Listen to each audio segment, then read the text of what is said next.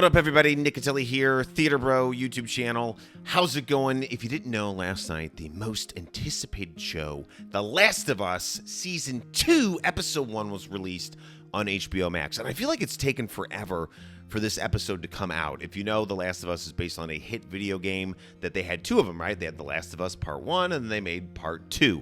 If you remember, The Last of Us Season 1 was definitely based on the video game, but as we kind of saw last night with the Season 2 Episode 1, they're starting to kind of get away from the video game. Because as you guys know, when it comes to like making a movie or a TV show about a video game, us who played the video game, like we know what it's going to be about, okay? So I was really excited for Season 2, Episode 1. They made a big deal out of it on social media and the news. I feel like it's taken forever for it to get released, and I'm not gonna lie, for me, it kind of fell flat. I'm just saying, the episode kind of felt flat. It was pretty slow, not a lot of action. We're gonna go over the whole episode right here on my channel right now. But I will say this going into kind of my review and recap of Season 2, Episode 1 of The Last of Us, it kind of reminded me of like a teen drama CW show more than a video game post-apocalyptic, zombie fungus guys are trying to kill us type show. So this definitely had a completely different tone because as we remember, in Season 1, Episode 1, I mean, we're seeing the downfall of society, and then we jump ahead to Joel, and he's in, Boston, and it's a whole complete nightmare. This had a completely different tone of an Episode 1 of a post-apocalyptic zombie fungus show. Okay, so let's dive right into it. So if you haven't watched the episode yet, I'm not going to lie, I'm going to be giving away a lot of spoilers in this recap. So spoiler alert. So if you haven't watched it, stop watching this, go watch it. Let's dive into it right now. The episode obviously opens with a recap, and she's like, hey, Joel, did you tell me the truth? And he's like, yeah, I told you the truth. Like typical guy to his girls, like, baby girl, I told you the truth.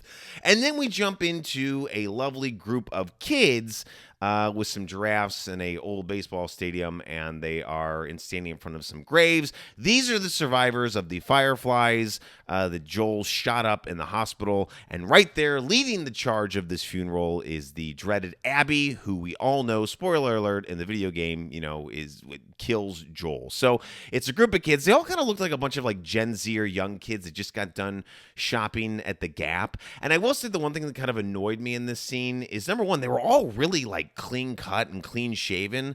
If we're just losing like all of their friends and family in an attack by Joel, they're all looking pretty good. And also for digging a whole bunch of graves, like none of them had dirt on their hands or their body at all. Like when I was watching the scene, I was like, wow, like they must have like dug all of these graves and then took a hot shower and did their laundry and then came back. But it's definitely the, I call these the Gap Kid Fireflies. Maybe they just weren't rugged enough to be part of the regular Fireflies. But Abby is definitely like, we're gonna get that Joel wherever he is. And then it jumps to 5 years later. So 5 years later, we are in Jackson, Wyoming. It is cold because obviously it's Wyoming. And we open up on a barn fight. And it is our lovely Ellie. And at first you think she's being attacked. But this barn fight kind of reminded me in the movie Rambo 3, where Rambo is just like fighting people for money in a barn. That's kind of what this was. The guy taps out, she wins. It's kind of like some weird UFC fight, right? They're like, well, I know the world ended, but how do we keep UFC fighting go on? Boom. Fight club in a barn between teens. I feel like anywhere else that would be completely illegal, but I guess in the post-apocalyptic world, completely acceptable. Then we're in Wyoming, obviously. They're working construction. They're building houses. Joel is back working construction, which I think has to suck, right? So, he survived the apocalypse. He made it across the country. He killed off all these fireflies. He's kind of an action hero leader, and we see he's like right back where he started, right? Which I feel like that kind of sucks because in post-apocalyptic movies or TV shows, it's always like the guy who's like, yeah, before the fall, I was selling printers and computers, and now I'm the leader of like civilization. So I felt bad for Joel because he started here, made a loop, and he ended up right back where he was working in construction. That has to job, that really has to suck. To make Joel look older, they gave him a pair of glasses, and he wears them on his nose like this. So this is older, 5-year older Joel that we see, who has the old man on the nose glasses, which I thought that was kind of a good touch, like because Joel's working construction. He's in his house, working on a circuit breaker, which I think that's great. And then we jump to a scene where he goes to therapy with Gail. I like that, like, it's the end of the world, post-apocalyptic, but we still have therapists, right? And the one thing I love with the therapy that we see, and we'll dive into that later, is I love that, like, the therapist is definitely not like your typical therapist. Okay, so we jump to the next scene. It's sniper hunting with Joel's brother and Ellie, and they're snipering off infected. The one thing I didn't get about this scene is, like, the gun is really loud, and I thought the infected were, like, attracted to sounds. So why is this girl, like, blasting a gun off in a big open area, and why aren't there just, like, infected people just running towards them as she's, like, shooting a gun off and, like, screaming at the top of her lungs? So Ellie is definitely playing the I'm a 19-year-old kid and I'm kind of a brat thing, as she doesn't really listen to authority or anything, which I think is kind of funny because, like, it's the end of the world, but I love that, like, 19-year-old teens are still kind of, like, rebellious, which really doesn't make any sense to me. But, life goes on. Then there's this lovely meeting between Joel and, his brother's wife. And she's like, you got to build the town faster. You got to build the town faster, because they keep getting people in. And Joel's like, man, we got to take care of ourselves before we bring in people from, survivors into our town. I thought that kind of reminded me of, like, is that kind of like a kind of a thing about what's going on with the border stuff going on in the USA today? I don't know, but they kind of have that weird, like, political talk of, like, we got to take care of ourselves first before we go, building construction. But again, I felt bad for Joel because, again, he's back working construction and his customers are already complaining and yelling at him, which I think is kind of funny. It's like, hey man, it's the end of the world. Like, we're doing our best to, like, rebuild things. Okay. Then we get into one of my, I would say, interesting scenes, maybe kind of favorite scenes, is where Joel is in his therapy session and his therapist comes out, but she's a psychotherapist. And I like that she just whips out a bottle of whiskey and she's like, it's my birthday and my husband's dead. And Joel, you killed my husband. They never reveal why Joel killed her husband. I'm assuming it's because he became infected and, like, Joel was like, well, I have to put you out of your misery because you're infected, but they never really say that. I hope that they just got in, like, a simple dispute over something, and maybe that's why. But they're drinking during the therapy session, and I thought that was interesting because I was like, well, yeah, maybe that's something we kind of incorporate into present day, right? Like, if I had a therapist and they just whipped out a big old bottle of whiskey and they're like, let's just drink and complain about our days, I was like, okay, we're doing cowboy therapy here. I really like that. Also, I love that he has to pay for the therapy session because even in a post-apocalyptic world, mental health doesn't come for free or cheap. I like that carried over from modern day. It's like modern day healthcare is ridiculous. It's high price. It's overpriced. Insurance sucks. Here we are, post-apocalyptic, end of the world. But hey, if you want medical care, especially psychiatric medical therapy care, you gotta pay, bro. And so the only currency that it can pay with is a bag, I guess, of marijuana. And that's what he gives her. And she complains about it. She takes it. She sets a little egg timer. And they kind of have a little meeting. And Joel just says that he saved her. You can tell he's not really comfortable in the therapy, but it's definitely not traditional therapy. So then we jump to Ellie. She's cleaning a gun. She lives in a garage.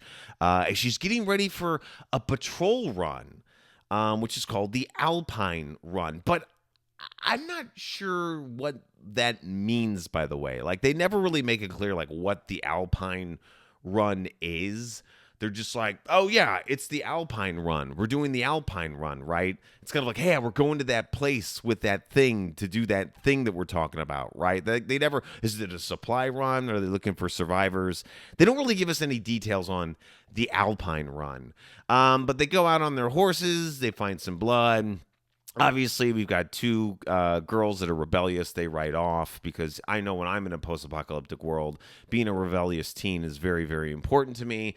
They find that a bear got into some fight with some infected, and then they go into this like old grocery store that I guess is like on the outskirts of the Alpine Run.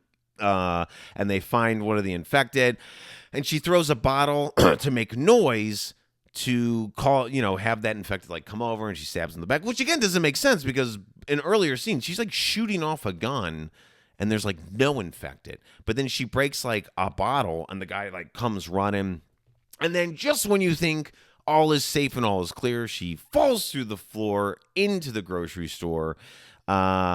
And she is kind of, and I thought this was probably one of the best moments in the episode. I actually thought they probably should have started the episode with this scene, to be honest, to like give us that kind of like, creepy feel. And so it's Ellie's walking through, and there's like an infected, like walking on all fours, kind of behind her, and then hiding. So now we get this thing that the infected are kind of intelligent, I guess, meaning that they can hide. And, they walk on all fours now. And then Ellie gets attacked. She gets bit again, So I was just like, typical Ellie, getting bit all the time. So she gets another bite on her stomach.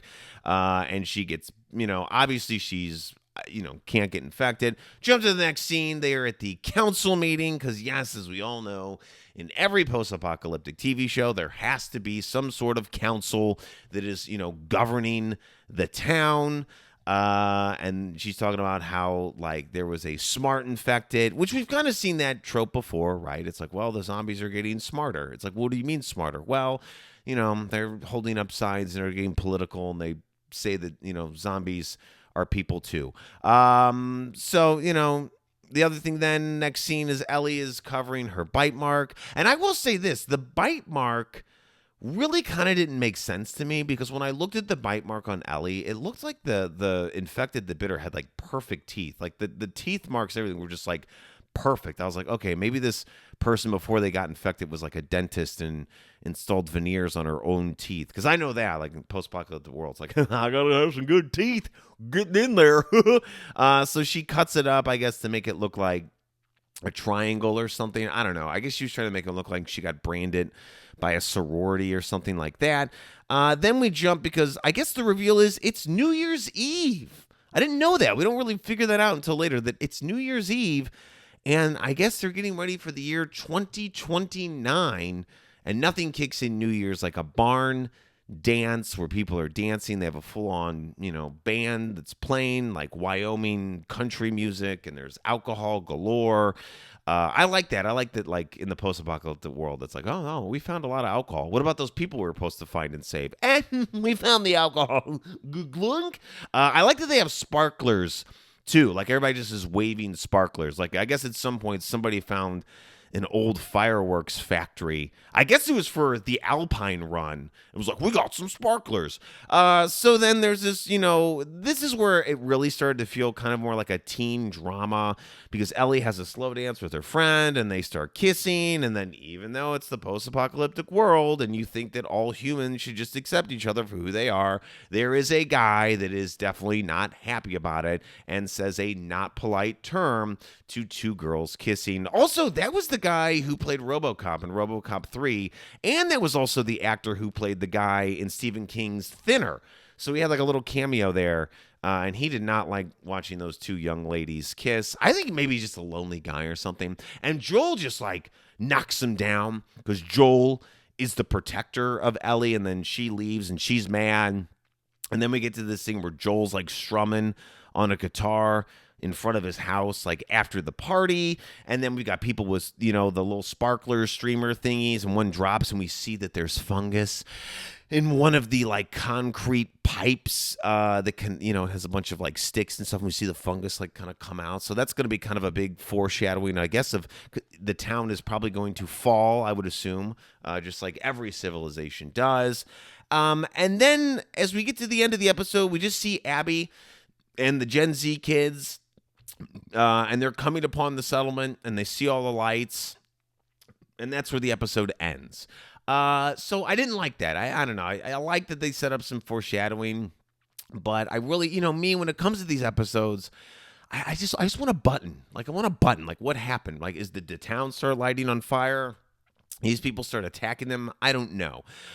So overall, I would say if I had to rank this episode or give it a grade, I'd give it probably about a C, maybe a C plus. Overall, I thought it was pretty slow. There wasn't a lot of action. It felt more of like a teen drama between the relationship of Ellie kind of struggling in this new world and Joel. Didn't really feel like a video game post-apocalyptic, action show, which I feel like that's what we're kind of all buying into, because when you create a TV show based on a video game, you're expecting a lot of more like tense moments and more thrills and more action and all of that stuff. And I felt like with this first episode, we kind of just got more of like a CW teen drama. And that's just my opinion. That's how it felt to me. You might have felt different. You might have enjoyed it. I totally respect that. So guys, remember, like, subscribe, do all those fancy things. Tell me what you think in the comments. Did you like the episode? Did you think the episode was slow? What are you most excited about for season 2? Trust me, episode 1 wasn't the best for me, but I will continue to watch it because I love the show. And I think we're going to see a little bit more pick up in season 2. So again, guys, I'm Nick Catelli. Thank you for watching, and I will talk to you guys next time.